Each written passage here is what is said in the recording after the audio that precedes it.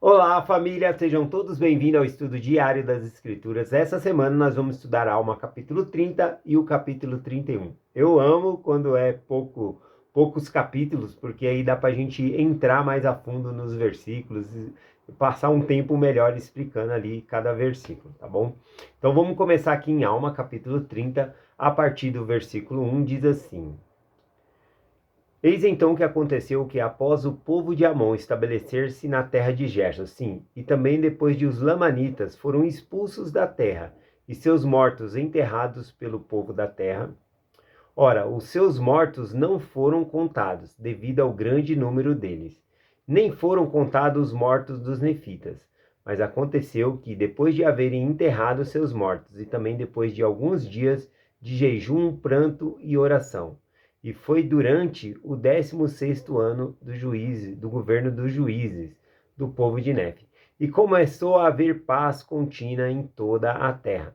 Bom, então a gente está explicando aqui que antes aconteceu várias batalhas entre nefitas e lamanitas, que houve uma grande perda ali dos dois lados. Só que aqui termina o versículo dizendo que começou a haver paz contínua em toda a terra, depois deles terem jejuado, orado, passado pelo luto deles ali, estava havendo uma paz. Como que eles alcançaram essa paz? O versículo 3 responde dizendo, sim, o povo empenhava-se em guardar os mandamentos do Senhor. Quando nós nos empenhamos em guardar os mandamentos de Deus, a paz vem, tá bom? Nós vamos receber paz. Então eles empenhavam-se em guardar os mandamentos do Senhor e observar estritamente as ordenanças de Deus, segundo a lei de Moisés, porque havia sido ensinados a guardar a lei de Moisés, até que fosse cumprida.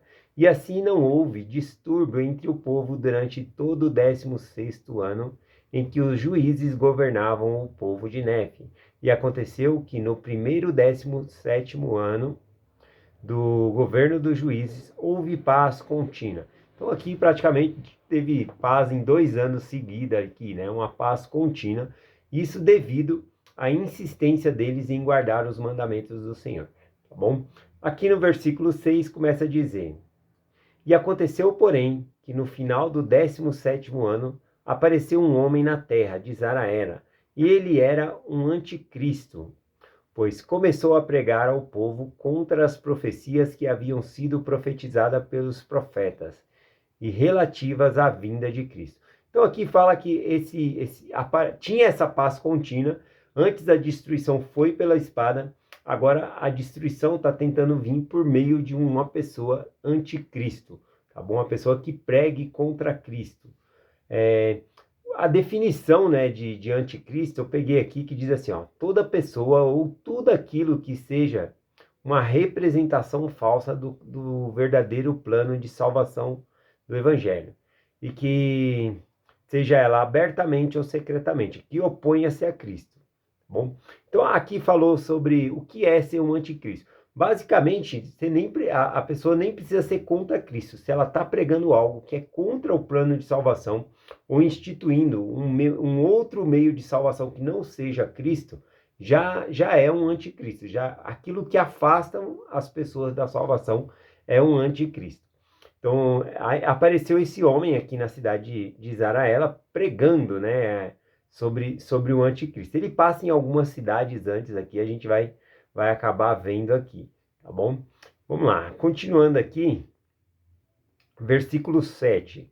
Ora, não havia lei alguma contra a crença de um homem, porque era expressamente contrário aos mandamentos de Deus, que se decretasse uma lei que deixasse os homens em desigualdade de condição. Pois assim dizem as Escrituras: escolhei hoje a quem sirvais. Então, de acordo com a lei que foi dada, para ter igualdade a todos, era proibido proibir alguém de crer em alguma outra coisa. Então, havia essa liberdade religiosa, essa liberdade de crença, tá bom? Então, aqui, né, essa lei que foi criada era se basear numa escritura. Eles dizem assim, pois assim dizem as Escrituras: escolhei hoje a quem sirvais. Bom, aqui, quando a alma está mencionando essa parte, ele está citando Samuel, capítulo 24, versículo 15. Eu vou ler para nós aqui, né? Lembrando que essas escrituras estavam nas placas de latão, então eles tinham essas escrituras. Então ele cita a base dessa lei, né? Que não havia uma lei contra a crença de um homem, cada um podia crer de acordo com o que acreditava ali. E aqui, então, em Samuel 24, versículo 15, diz assim: Porém, se vos parece mal aos vossos olhos servir ao Senhor. Aqui Samuel está falando, olha, se para vocês não é bom servir a Deus, o nosso Deus, ele continua. Escolhei hoje a quem servais, se os deuses a quem serviram vossos pais que estavam além do rio, ou os deuses dos amorreus, em cujas terras habitais. Porém, eu e minha casa serviremos ao Senhor. Lindo, né? Quando ele fala, eu e minha casa serviremos ao Senhor. Essa é nossa decisão. Devemos, eu e minha casa decidimos servir ao Senhor. Repare, né, que Samuel, aqui, ele está falando que os antepassados adoraram outros deuses que eram antes do rio, ou seja, antes deles entraram na terra prometida. A gente viu que eles fizeram bezerro de ouro no deserto, adoravam outros deuses. Depois que entraram na terra, existiam outros deuses ali também, os deuses dos amorreus, né, cuja terra habitais. E aí ele fala, vocês têm que escolher entre adorar a Deus ou esses outros deuses. Veja que não escolher a Deus já significa escolher outros deuses. Ele não está dando 3 opções, ele falou dos deuses além do rio, os deuses que estavam naquela terra, e falou do verdadeiro Deus. Então não é a questão de adorar que tem 3, 4, 5 tipos de deuses, né? Ou você escolher Deus. Se você escolher qualquer um dos outros, você já não escolheu Deus. Já é um outro caminho. Então a nossa decisão é essa, como Samuel falou, eu e minha casa serviremos ao Senhor. Continuando aqui, versículo 9 diz assim: Ora, se um homem desejasse servir a Deus, era seu privilégio, ou melhor, se ele acreditasse em Deus, era seu privilégio servi-lo. E se nele não acreditasse, porém, não havia lei que o punisse. Aqui eu acho interessante, né? Ele repete que não há lei contra a crença de uma pessoa, mas também ele falou sobre privilégio, que é o meu privilégio adorar a Deus. E qualquer pessoa pode ter esse privilégio, né, de adorar a Deus. Realmente é um privilégio adorar a Deus e servir a Deus. É um privilégio enorme. Em Doutrina e Convênio 76, versículo 117, diz assim: a quem concede esse privilégio de saber por si mesmo a verdade. Então também é um privilégio nós sabermos por nós mesmos. Deus, ele nos concede que nós possamos orar e perguntar as verdades do Evangelho. Então é um privilégio que nós possamos saber por nós mesmos e não precisar confiar na palavra de outras pessoas, mas saber por nós mesmos. Embora sejamos ensinados o Evangelho por meio de outras pessoas, a gente não fica na dependência daquelas pessoas. A gente pode buscar por si mesmo e saber por nós mesmos. É o nosso privilégio de servir a Deus. Versículo 10, né, ainda ele falando sobre esse privilégio, sobre que não existia lei contra a crença de um homem. Lá em Alma, capítulo 1, versículo 17, fala um pouquinho dessa lei. Diz assim: No entanto, não se atreviam a mentir, ou seja, era errado quebrar a lei, né, deles, mas a lei de crer, né, em Deus era livre, a pessoa podia crer. Então, eles não criam em Deus, mas eles obedeciam à lei. Então, mesmo que uma pessoa não creia em Deus, ela tem que obedecer o mandamento de não matar, né, porque tem punições com isso, é a lei. Então ele está explicando isso aqui em Alma 1, 17, diz: No entanto, não se atreviu a mentir, por temor à lei, pois os mentirosos eram punidos, se descobertos, e frequentemente alegavam pregar as coisas de acordo com sua crença. E a lei não tinha poder contra o homem, por conta de sua crença. Agora vamos para o versículo 10, né, de Alma 30. Versículo 10 diz assim: Se cometesse um assassinato, entretanto era castigado com a morte. E se roubasse, também era castigado. E se furtasse, também era castigado. E se cometesse adultério, também era castigado. Sim, por todas essas iniquidades eles eram punidos. Portanto, havia uma lei que se os homens deveriam ser julgados segundo os seus crimes. Não obstante, nenhuma lei havia contra a crença de um homem. Portanto, o homem somente era castigado pelos seus crimes que cometia. Portanto, todos se achavam em igualdade de condição. Então, essa igualdade era para todos aqui. Todos eram livres para escolher seguir a Deus, servir a Deus, que é o nosso privilégio, ou escolher não. Mas a lei mesmo, é, a lei que era trazia punição ao mentiroso, ao que matasse, né? Pena de morte. Se matasse, iria morrer. Então, eles obedeciam por temor à lei também, tá bom? Versículo 12 aqui diz assim, falando um pouco sobre esse homem, né, que apareceu entre a terra de Israel ali, diz assim, e esse anticristo, cujo nome era Curior, sobre quem a lei não tinha poder algum, começou a pregar ao povo que nenhum Cristo haveria, e pregava da seguinte maneira, dizendo, ó vós que estáis presos a uma louca vã esperança, porque vos submeteis a semelhante loucura? Por que esperais por um Cristo? Porque nenhum homem pode saber qualquer coisa que esteja por acontecer. Aqui, né, esse argumento de Curiora aqui ele é muito fraco, né? Dizer que nós não podemos acreditar em Cristo porque ninguém pode saber de coisas futuras. Aqui ele comete algo que é chamado falácia, tá bom? Tem a mentira direta e tem a falácia. A falácia ela vem acompanhada de um argumento, mas o argumento ele é fraco porque ele coloca somente um lado ali da questão da pessoa da argumentar. O argumento vale por os dois lados. Por exemplo, ele disse, ele repete aqui, ó, dizendo, porque nenhum homem pode saber de coisas futuras que estão para acontecer.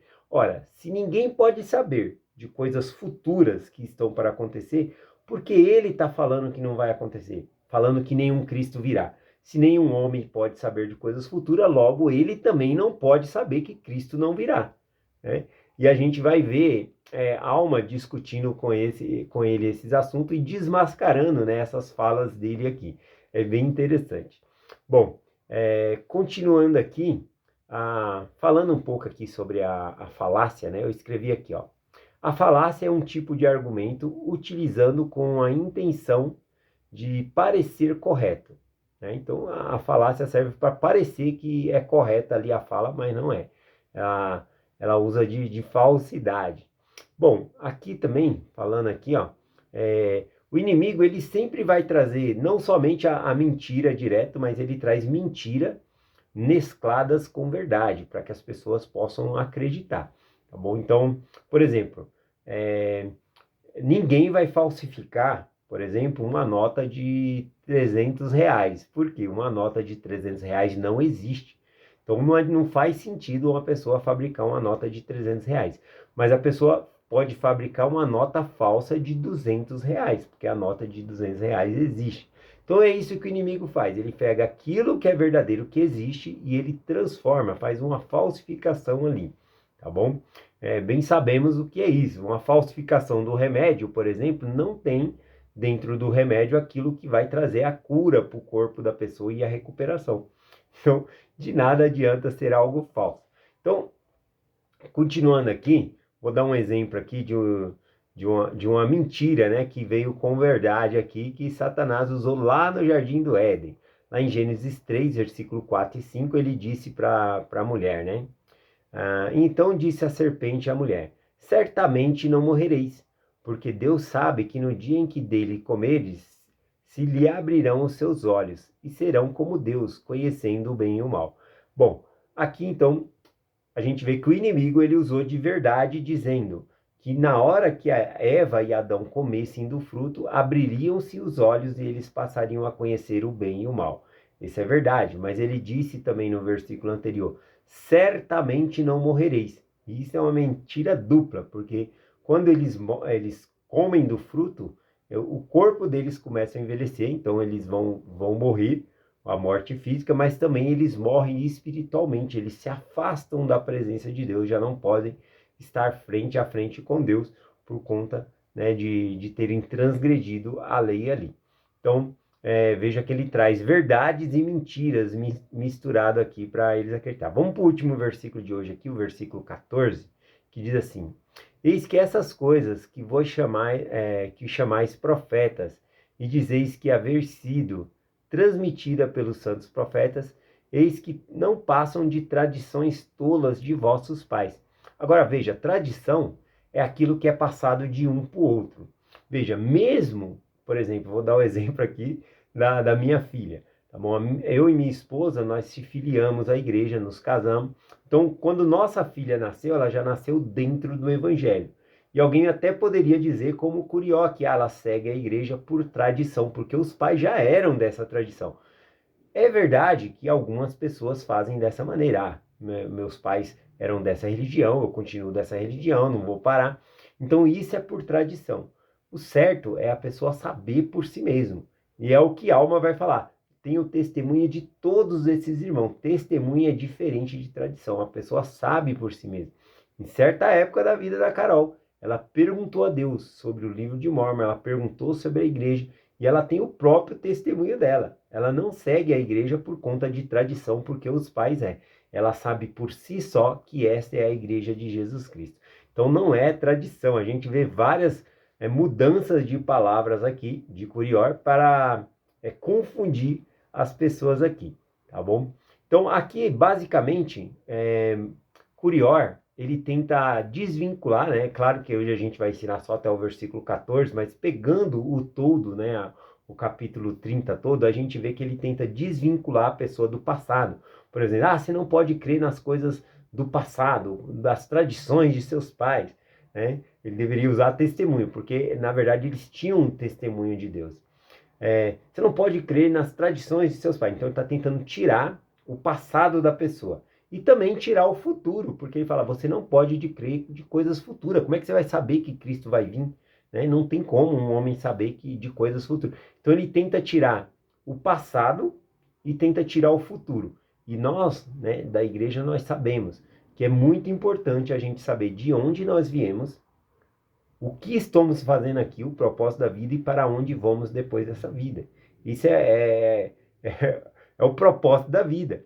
Então, se ele tirar de onde nós viemos e tirar também o futuro, ou seja, onde nós queremos alcançar, e ficar só o presente, aí a pessoa pensa assim, eu só tenho agora para viver. E muita gente pensa isso. A vida é agora, eu tenho que viver agora. Então, acaba desvinculando a pessoa de escolhas e consequências. A gente tem que pensar no futuro. Olha, se eu tomar essa decisão agora, será que eu vou morar com o Pai Celestial, no Reino Celestial? Então, é isso que Curió está fazendo e que outras pessoas fazem também. Falando sobre o anticristo novamente, aqui no Guia de Estudo das Escrituras, fala que o anticristo, deixa eu ler aqui da maneira que está aqui, deixa eu ver se eu acho. Anticristo, deixa eu ver aqui, ó. Anticristo, todas as pessoas ou tudo aquilo que seja uma representação falsa do verdadeiro plano de salvação do Evangelho, sendo abertamente ou secretamente, e que se opõe a Cristo. Aqui eu acho que eu não coloquei aqui, deixa eu ver. Aqui, coloquei. Lúcifer é o maior anticristo que tem, mas ele tem muitos assistentes, tanto entre os seres espirituais como os seres mortais. Então ele usa até mesmo pessoas, assim como Deus. Ele nos utiliza como instrumento na mão dele para ajudar outras pessoas a conhecer o Evangelho. O inimigo também usa de instrumento pessoas, ou seja, assistentes também, como anticristo para desviar as pessoas da verdade, tá bom? E a melhor maneira de nós conhecermos e saber identificar uma mentira é conhecendo a verdade, não é estudando. Tem gente que tem obsessão pelo anticristo. A gente vê que algumas religiões falam do anticristo e o anticristo é isso, o anticristo é aquilo, e começa a falar perito no anticristo. Mas sabe como você vai ser perito no anticristo? Conhecendo a verdade. Igual o exemplo da nota, né? Que eu estava falando da falsificação ali. Então, as pessoas falsificam ali uma nota de R$ 200. Como é que você pode identificar se uma nota de R$ 200 é falsa? Você vai ser perito em notas falsas? Não, você tem que ser perito em notas verdadeiras. Pessoas que têm essa profissão de saber se documentos são verdadeiros, eles passam horas e horas analisando documentos verdadeiros. E aí, quando vem um falso na mão deles, eles identificam na hora, porque eles estão acostumados com o verdadeiro. Então é isso que nós devemos fazer, nos familiarizar com as Escrituras, conhecer a verdade, porque quando vier a falsidade, a gente vai identificar imediatamente, opa, isso não é um ensinamento de Cristo, isso é do anticristo, tô fora, já recusa e sai, como a gente vai ver nesse capítulo aqui, o povo de Amon imediatamente não quer ouvir coisas que não são do Evangelho de Cristo e manda e expulsa, e é isso que nós devemos fazer. Então devemos ser peritos, tá bom? Na verdade. Você conhecendo a verdade, você vai reconhecer a mentira quando vier. É essa mensagem que eu compartilho com vocês, em nome de Jesus Cristo. Amém. Até amanhã.